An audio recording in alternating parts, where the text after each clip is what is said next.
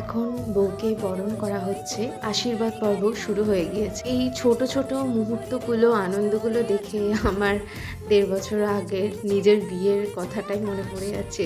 এই যে কানে যাতে মধু মধু শোনা হয়, মুখ থেকে যেন মধুর মতো কথা বেরোয়। আমাদের বিয়ের মধ্যে একটা জিনিস কি, অনেকটা দিনের ব্যাপার, অনেকগুলো রিচুয়ালস, অনেক আনন্দ, সব কিছুই কিন্তু রয়েছে। যাই হোক, এবার তো আশীর্বাদ পর্ব শুরু। প্রথমেই বাড়ির যে বড় বউ সে আশীর্বাদ করলো, তারপর টাইটানদার মা। এভাবেই আত্মীয় স্বজনদের আশীর্বাদ পর্ব শেষ করে, সেদিনটা তো ছিল কাল রাত্রি, পরের দিনকে এই আংটি খেলা, বিভিন্ন ছোট ছোট রিচুয়ালসগুলো হতে থাকলো। ততক্ষণে ভাবলাম আমার খাওয়া দাওয়াটা এবার শেষ করা যাক। খেলাম ডাল, মুচমুচে আলু ভাজা আর মাছ। কাতলা মাছের কালিয়াটা এতটাই সুন্দর হয়েছিল যে আমি একটা ছেড়ে দুটো মাছ খেয়েছি।